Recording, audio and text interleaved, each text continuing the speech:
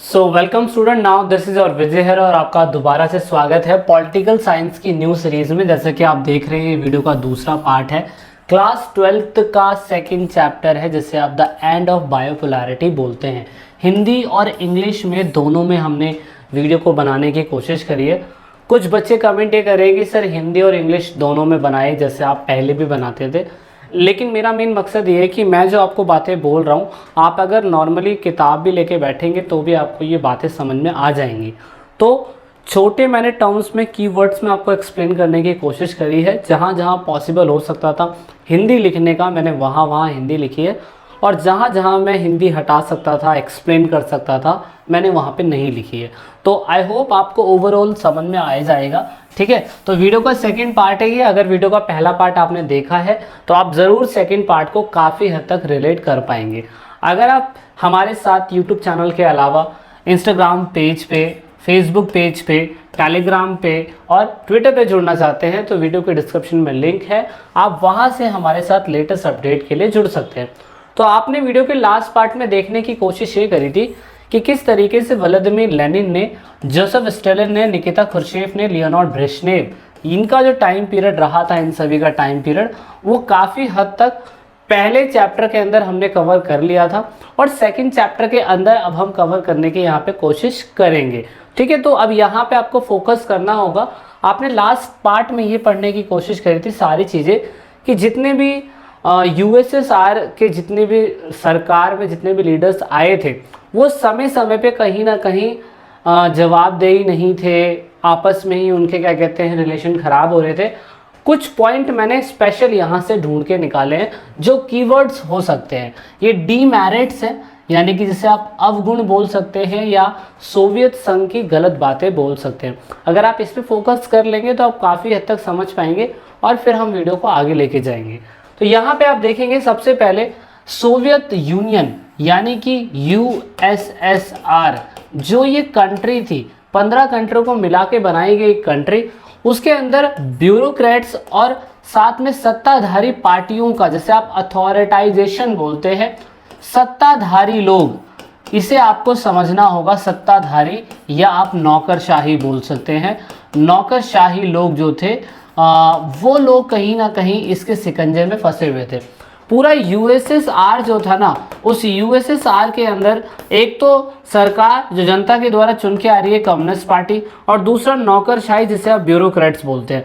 Bureaucrats सरकार को साथ देती है कि सरकार चलानी कैसे है, लेकिन यहाँ पे ब्यूरोक्रेट्स में होता क्या था, नौकरशाही में होता ये था कि यूएसएसआर के अंदर ज़्यादातर उनके खुद के अपने लीडर हुआ करते थे। तो यहाँ सबसे बड़ी प्रॉब्लम रहती थी। दूसरी प्रॉब्लम, कम्युनिस्ट जो पार्टी है, जो कम्युनिस्ट आइडियोलॉजी है, उसमें कहीं ना कहीं आप देखोगे कि ज़्यादा गवर्नमेंट बदल नहीं पाई और स्टेबिलिटी तरीके से यहाँ पे इलेक्शन भी नहीं हो रहे थे। तो ये एक सबसे बड़ी प्रॉब्लम यूएसएसआर की रही थी। दूसरी अगर मैं प्रॉब्लम बताऊं, लैक ऑफ डेमोक्रेसी। अगर आप पश्चिमी देशों के कंपैरिजन में यूएसएसआर को देखोगे तो यूएसए जैसे जहाँ पे पूंजीवादी सोच थी, लेकिन वहाँ पे डेमोक्रेसी की व्यवस्था अच्छी हुआ करती थी। लेकिन उसके अपोजिट में अगर हम देखें, उसके अपोजिट में तो यहाँ पे लैक ऑफ डेमोक्रेसी थी, लोकतंत्र की हमें कमी देखने को मिलती है।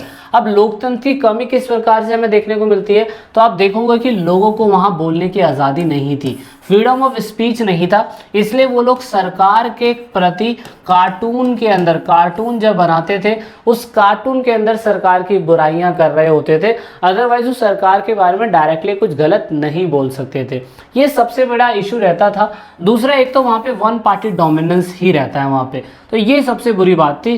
जबकि यूएसएसआर के अंदर ऐसा नहीं होता था। तो डेमोक्रेटिक पार्टी और रिपब्लिक पार्टी, किसी बच्चे ने मुझे कमेंट भी किया था कि यूएसएसआर के अंदर दो पार्टी है, डेमोक्रेटिक पार्टी और रिपब्लिक पार्टी, जबकि यहाँ पे सिर्फ सिंगल पार्टी सिस्टम था। तो ये सबसे बड़ा अवगुण माना गया।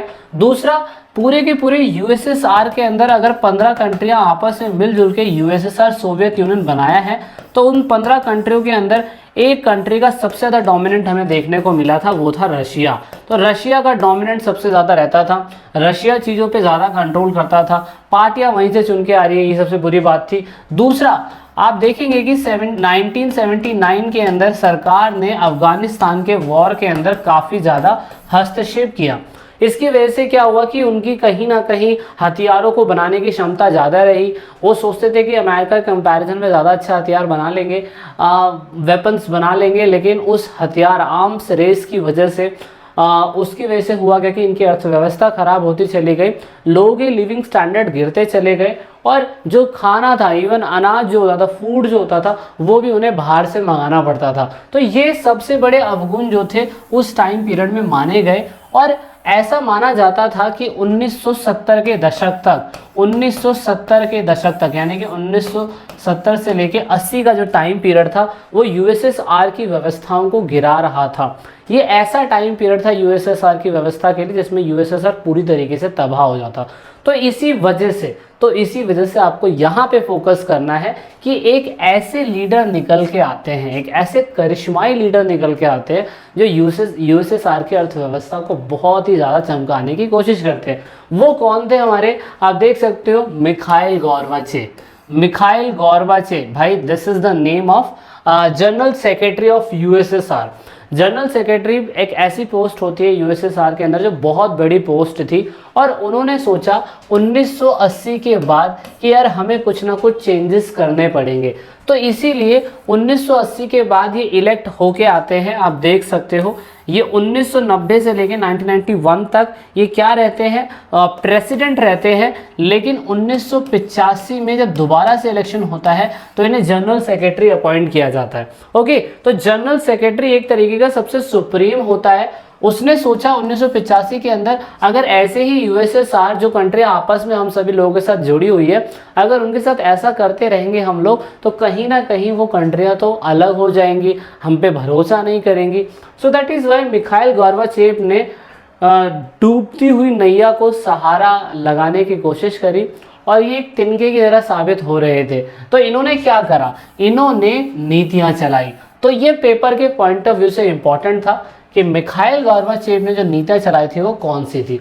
बेसिकली दो नीति थी, जैसे आप पेरेस्ट्राइका बोलते हैं, देख सकते हैं आप। माफ़ी चाहूँगा कि अगर मैं इसे नहीं पढ़ पा रहा हूँ, थोड़ा रशियन नेम है। पेरेस्ट्राइका, इसका मतलब ये था कि राजनीति और अर्थव्यवस्था को दोबारा से ठीक करना पड़ेगा। राजनीति में जैसे नौकरशाही का शिकंजा है, पार्टियां जो है जनता के प्रति जवाबदेही नहीं है, उसे करना पड़ेगा। अर्थव्यवस्था जिसमें लोगों का लिविंग स्टैंडर्ड गिरता जा रहा है, उसको उठाना पड़ेगा। तो उसको हमने रशियन में क्या बोल दिया, पेरेस्ट्राइका। दूसरा था ग्लास्तोनेत। ग्लास्तोनेत में क्या हुआ कि सभी को ओपननेस की पॉलिसी दे दी। मतलब अब बोलने की आज़ादी इससे पहले नहीं थी सरकार जनता के पास, तो यहाँ पे जनता को बोलने की आज़ादी दी गई, और ये कहा गया कि अब जनता के पास राइट्स है कि उस सरकार के खिलाफ, जो सरकार गलत बोल रही है उनके खिलाफ जनता क्या कहते हैं, प्रोटेस्ट कर सकती है, या मैं बोल सकता हूँ कि एक्शंस ले सकती है, जो इससे पहले कभी नहीं होता था। तो ये सबसे बड़ा लॉस हम देख सकते हैं यूएसएसआर के लिए था। लेकिन यहाँ पर जो ये पॉलिसी लेके आए ना, वो कहीं ना कहीं यूएसएसआर की सभी कंट्री के लिए एक बहुत मैं कह सकता हूँ करिश्माई हो सकता है, कि लोगों ने सोचा भी नहीं था कि ऐसा कुछ होगा। इस वजह से जब ये दो चीज़ पॉलिसी 1985 के बाद अप्लाई होनी चालू हो गई, तो पूरे के पूरे यूएसएसआर की जितनी भी कंट्री थी उनमें आपसी मतभेद पैदा होने लगे। अब मतभेद जो पैदा हुए वो हुए गोर्बाचेव की पॉलिसीज़ के बाद। जब मिखाइल गोर्बाचेव ने अपनी पॉलिसी लॉन्च करी तो दो सबसे बड़ी मेजर प्रॉब्लम सामने हमें देखने को मिली। दो सबसे बड़ी प्रॉब्लम कौन सी, ईस्ट यूरोप की कंट्रियाँ। ईस्ट यूरोप जो यूरोप की कंट्री से टच में है, उन कंट्रियों ने अपनी खुद के सोवियत कंट्रोल के नियंत्रण से हटने के लिए बोल दिया, और अपनी ही सरकार के खिलाफ प्रोटेस्ट करने लगे। कहने का मतलब क्या था, कहने का मतलब ये था कि यूएसएसआर की कंट्री से जो ईस्ट यूरोप की कंट्रियां होंगी, ईस्ट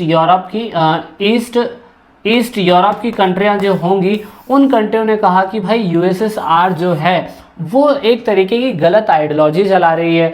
वो कहती है कि कैपिटलिस्ट आइडियोलॉजी गलत है, जबकि वो लोग हमसे ज़्यादा डेवलप होते जा रहे हैं। तो इन कंट्रियों को समझ में आने लग गया, जब ये बोलने की आज़ादी, ओपननेस लोगों को दे दी गई, तो उसके बाद यहाँ पे नेगेटिव इम्पैक्ट देखने को मिला। और दूसरा ये था कि खुद मिखाइल गोर्बाचेव कि नीतियों से उनकी खुद की सरकार के अंदर बहुत सारे लोग ऐसे थे जिन्होंने उसका अपोज्ड करा, इसका विरोध करा। ये कहा कि आप ऐसी नीतियां नहीं चला सकते, लोगों को ऑपननेस नहीं दे सकते, राजनीति में आप कोई बदलाव नहीं कर सकते, सिंगल पार्टी से मल्टी सिस्टम पार्टी नहीं ला सकते। तो यहाँ पे आप देख सकते हो, एक तरफ जनता, एक तरफ लोग, पीपल, और एक तरफ खुद की गवर्नमेंट। तो जनता में भी एक कहीं ना कहीं मैं बोल सकता हूँ कि जनता में भी आपसी सोच जो है एक जैसी नहीं है, और गवर्नमेंट में भी इनकी आपसी सोच एक जैसी नहीं है। तो ये एक कारण बना जिसकी वजह से आप देख सकते हो कि यूएसएसआर जो था वो टूटने की कगार पे आ गया, डिसइंटीग्रेट होने लग गया और टूटने लग गया। इसका पीक पॉइंट जब आता है जब 1990 के अंदर पूरी तरीके से मिखाइल गोर्बाचेव अपॉइंट होते हैं, लेकिन 1991 के अंदर जाके रशिया खुद एक अपना इलेक्शन कराता है, और इलेक्शन कराने के बाद वहाँ पे बोरिस येल्त्सिन, आप देख सकते हो इनका नाम पूरा ये है, ये रशिया के पहले राष्ट्रपति बनते हैं। और इन्होंने बोल दिया रशिया में पहला राष्ट्रपति बनने के बाद कि we are not the part of now USSR. और 1991 के अंदर ये एक हीरोइक मतलब एक करिश्माई नेता के रूप में उभरे, और इन्होंने सेंट्रलाइज्ड कंट्रोल से मना कर दिया। सेंट्रलाइज्ड कंट्रोल का मतलब मैं आपको समझाता हूँ। देखिए, यूएसएसआर के अंदर 15 कंट्रियां राज करती थी, 15 देश राज मतलब उसके अंडर में थे। इन सभी लोगों ने मिलके क्या कहते हैं एक सोवियत यूनियन बनाया था। लेकिन 15 कंट्रियों में से एक देश जो था वो कौन था? वो एक देश था आपका रशिया भी। तो रशिया ने कहा कि भाई अब हम यूएसएसआर के प्रशासनिक केंद्रीकृत नियंत्रण के अंडर में नहीं हैं, अब हम अपना खुद का देश बनाना चाहते हैं, अपनी खुद की पॉलिसी चलाएंगे, अपना खुद का सब कुछ करेंगे, अब हम यूएसएसआर के अंडर में नहीं हैं। उनका ऐसा क्यों मानना था? अब क्यों उनका ऐसा इसलिए मानना था क्योंकि आइए बताना मैंने आपको, एक तो आपसी नेता में मतभेद बन रहे थे, जनता के बीच में मतभेद बन रहे थे, तो ये कारण भी हो सकता है। तो इसी वजह से दिसंबर 26, 1991 के अंदर रशिया, यूक्रेन और बेलारूस 3 कंट्रियां बोरिस येल्त्सिन के नेतृत्व में तीनों कंट्रियां अलग हो जाती है। रूसिया लिखा हुआ है यहाँ पे पर ये रूस है, ठीक है ना, रशिया बोलते हैं। तो इन 3 कंट्रियों ने सबसे पहले 1991 के अंदर कहा कि हम आपसे अलग होना चाहते हैं, और उसके बाद यहाँ पर आप देख सकते हैं कि पूरी तरीके से बोला गया कि भाई कम्युनिस्ट आइडियोलॉजी जो है वो खराब है, कैपिटलिस्ट आइडियोलॉजी जो है वो अच्छी है, और यही आइडियोलॉजी फिर अपनाई गई। और बाद में जो कंट्रियां और बची हुई थी वो सारी कंट्रियां अलग अलग समय में आज़ाद होती रही। तो ये आप देख सकते हो दुनिया में सबसे बड़ा हिस्सा जो आप देख सकते हो वो रशिया का है। रशिया ने सबसे बड़ा हिस्सा कब्जा रखा है, आज भी इतना बड़ा हिस्सा रशिया के अंडर में आता है। तो आप देख सकते हो। अब यहाँ पे क्या हुआ कि जब 1991 के अंदर रशिया एक अकेली कंट्री बन गई, तो दूसरी कंट्रियाँ जो 9 कंट्रियाँ बनी वो एकदम से तो यूएसएसआर के पार्ट से अलग नहीं होगी, तो उन सभी कंट्री को हमने CIA की कैटेगरी में रखा। अब ये CIA है क्या? पेपर में ये क्वेश्चन पूछा जाता है। तो CIA के लिए मैंने पूरा आपको ये बता दिया है कि CIA एक तरीके का सोवियत संघ का बनाया गया गणतंत्र था, मतलब एक देशों का समूह था। इसका मुख्यालय आप देख सकते हो बेलारूस के अंदर है। सदस्य इसमें 9 कंट्रियां जो सदस्य देश थी, 9 कंट्रियां, इन 9 कंट्रियों ने सदस्य देश ने क्या किया था, एक समझौता बनाया था। इस समझौते को बाद में इसलिए तोड़ दिया गया क्योंकि आप देख सकते हो कि अब यूएसएसआर नहीं रहा, अब रशिया सबसे इंपॉर्टेंट कंट्री बन गई थी। तो रशिया ने इन सभी कंट्री को कॉमनवेल्थ ऑफ इंडिपेंडेंट स्टेट की संज्ञा दी। और सबसे इंपॉर्टेंट चीज आपको याद रखना है, बाल्टिक राज्य एस्टोनिया, लिथाविया और लुथानिया, ये 3 बाल्टिक नेशन थे। बाल्टिक नेशन कौन से थे मैं आपको दिखा देता हूँ मैप में। ये देखिए बाल्टिक नेशन, यहाँ पे आपको ये बाल्टिक नेशन दिखाई देंगे, इसमें इसी में दिखाई देंगे। ये देखो, ये आपको दिखा दे लुथानिया, लिथाविया, है ना। तो ये कंट्रियाँ, ये कंट्रियों ने बोल दिया कि हम लोग जो है वो यूएसएसआर के हिस्से में है ही नहीं। तो ये थोड़ा सा अलग था, 3 देश अलग माने जाते हैं। इन 3 देशों को इस कैटेगरी में CIA की कैटेगरी में नहीं रखा गया। CIA एक तरीके का एक ऐसा देशों का समूह था जो पूरी तरीके से एक दूसरे को आर्थिक और राजनीतिक सहायता दिया करता था। बाद में क्या हुआ कि यूएसएसआर की जगह रशिया ने ले ली, और रशिया सबसे बड़ा राज्य बना था। और रशिया ने क्या करा, अमेरिका के साथ बाद में परमाणु निशस्त्रीकरण जो था उसकी वो अपनाई। और बाद में रशिया जाके आप देख सकते हो बाद में क्या बना भाई रशिया आप देख सकते हो कि परमानेंट मेंबर बना, है ना। और परमानेंट मेंबर कैसे बना, क्यों बना, उसके बारे में जब हम 6 चैप्टर करेंगे तो हमें समझ में आएगा। तो इस हिसाब से यूएसएसआर खत्म हुआ, रशिया आया और यूएसएसआर की कहानी खत्म। इस पूरे चैप्टर में हम यही पढ़ रहे थे। और अभी हम आगे चलेंगे वीडियो के अगले पार्ट में। अभी इस वीडियो के अंदर इतना ही है। अगर आपने वीडियो को एंड तक देखा है तो बहुत बहुत थैंक यू। जल्दी अब वीडियो के अगले पार्ट में मिलेंगे। This is the Dennis video.